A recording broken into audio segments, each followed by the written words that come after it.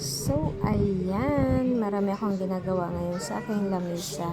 Kasi ang dami kasi mga nakakalat na gamit na kailangan ayusin.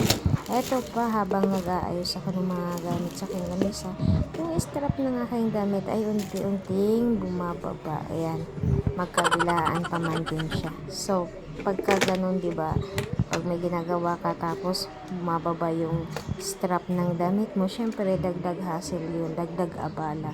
So kailangan mo maya maya iangat mo na naman, tapos maya maya bumababa na naman. So ayan, dahil dyan napagpasyahan ko na putulan talaga siya.